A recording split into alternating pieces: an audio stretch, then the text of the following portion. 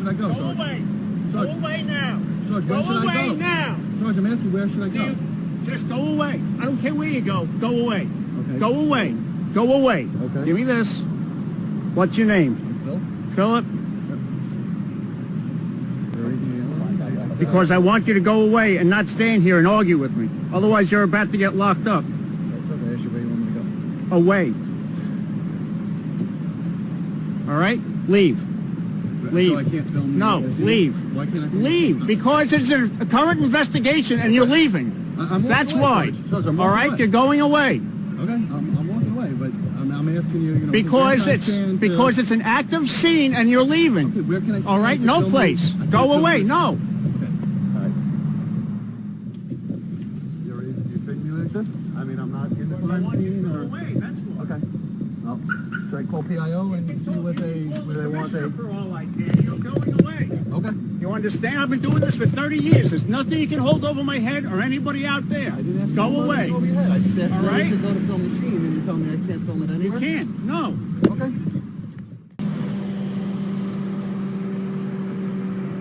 Sergeant, I called PIO. They told me to go back to Put where it the down. door's open. Put it down. Put it down. Put it down. You're under arrest. You're under arrest.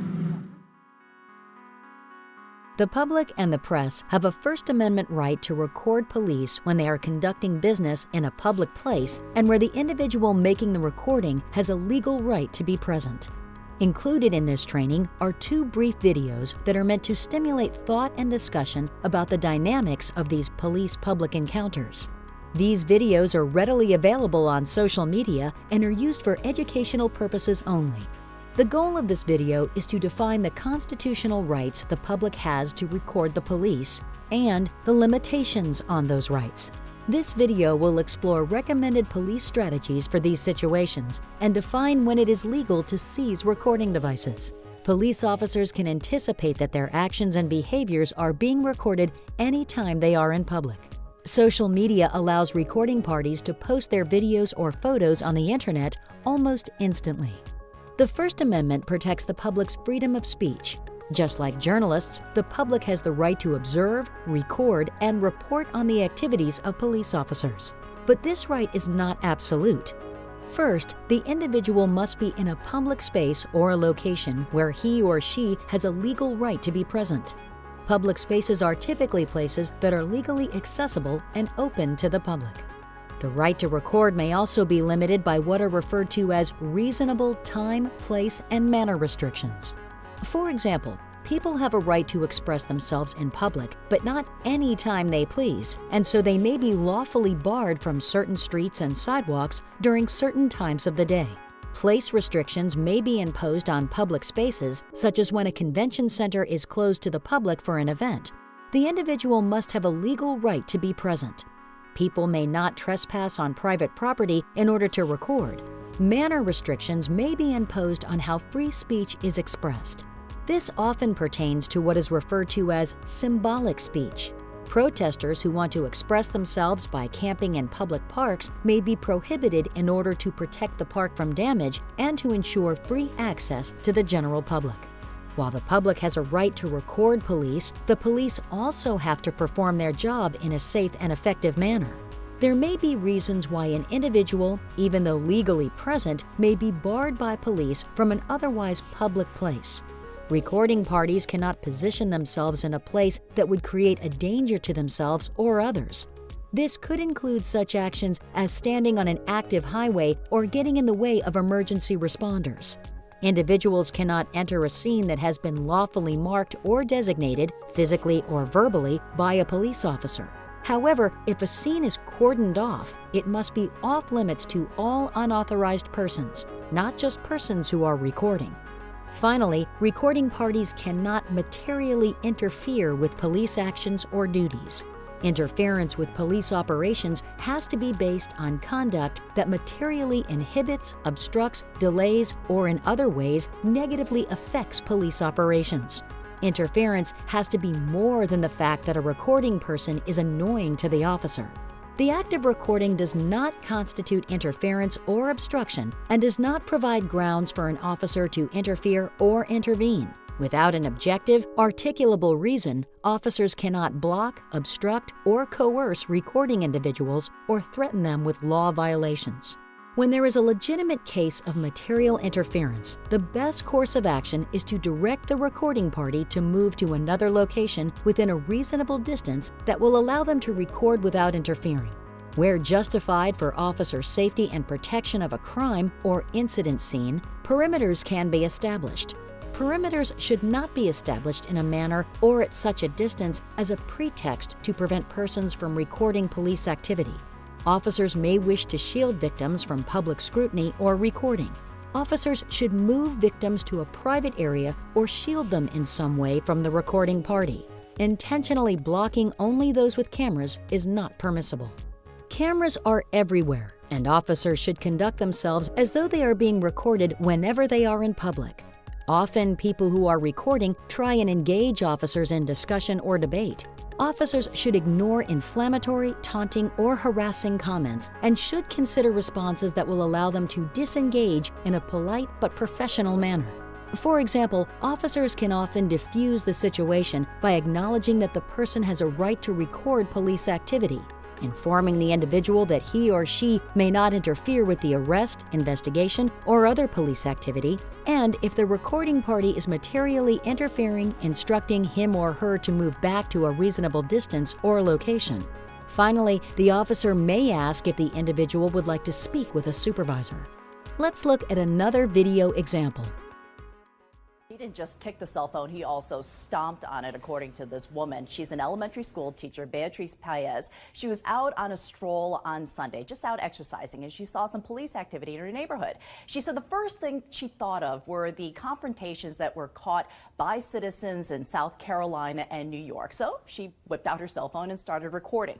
She was 4 to 5 houses away. One of the officers broke away from the police incident, approached her, told her to stop recording. She said, "Hey, look, I'm on a public sidewalk." Here's how she says all of this unraveled. Then I kind of moved this way because I wanted to protect the phone, the footage. And that's when you see me struggling to keep this. And of course, he grabbed it away from me. We were struggling and he yanked it from me. He dropped it on the ground. He stomped on it many times, kicked it, and kicked my bottle, broke it. And then he said, "There's your phone." Doing anything wrong? I don't think so. This is my right. It's my right. It's my constitutional right to film. And I was on a public sidewalk. Now that officer is learning that everybody has a cell phone. Everyone is going to record everything. One of the most extreme means of stopping people from recording is to seize their recording device, the device's media card or similar recording medium, or both. Such seizures are presumed to be a violation of the Fourth Amendment. In 2014, the U.S. Supreme Court ruled that the search incident to arrest exception to the warrant requirement does not provide officers with grounds to search the contents of a person's cell phone. So, under what, if any, circumstances can a recording device be seized? A search warrant is always the preferred method for obtaining evidence of any crime. Absent a lawful arrest, seizures performed without a warrant are presumed to be illegal unless they can be fully justified based on a legitimate exception to the warrant requirement. Even with a warrant or court order, photos, video, or audio recordings contained on the device must never be deleted, destroyed, or altered. Officers may not order the person engaged in recording or a third party to do so. There are only 2 exceptions to the warrant requirement. One is when an officer has probable cause to believe that the recording contains evidence of a serious crime, particularly crimes of violence involving serious injury or death. The officer may be authorized to detain the individual and wait for a supervisor to determine if there is sufficient reason to obtain a warrant. A second situation is when an officer has probable cause to believe that information on a recording could prevent imminent death or serious bodily harm. In these cases, immediate viewing of the recordings without a warrant may be allowed when it is objectively reasonable to believe that the viewing is necessary to prevent death or serious bodily harm of another before a warrant can be issued. Before resorting to a seizure, it's best to ask the owner for his or her consent to view the photos or videos. If the recording seems valuable, the owner should then be asked if they would permit the police to take temporary custody of the recording device to make a copy. Officers can also ask the owner if he or she would be willing to forward a copy of the recording to an email address at the police agency. If the recording party does not consent, and the officer still feels that the recordings are critical to an investigation, the individual may be temporarily detained and the assistance of a supervisor requested. If the supervisor agrees that the recording should be viewed and possibly copied, a search warrant should be obtained and the owner should be given a copy of the warrant and issued a property receipt for the seized items. The property should be kept by the department for the minimum time necessary, and only copies of relevant recordings may be made. The recording or any other media on the device shall never be deleted, altered, or destroyed. Let's recap. The public has a First Amendment right to record public officials, including the police, when conducting business in public. They may also post their recordings on any public forum of their choice. There are some restrictions to the right to record. Nearly all seizures and searches of recording devices require a court order or warrant. Without a warrant, seizures must be based on exigent circumstances. Alternatively, officers should ask the individual if they can view the recording, if it can be copied, or whether they will consent to send the recording to a police department email address. This training course is the product of work performed by the International Association of Chiefs of Police with funding from the U.S. Department of Justice, Office of Community-Oriented Policing Services, otherwise known as the COPS Office. We extend our thanks to the COPS Office, to the law enforcement professionals who provided valuable assistance on the project's advisory board, and to the numerous other specialists who contributed to the content of this presentation.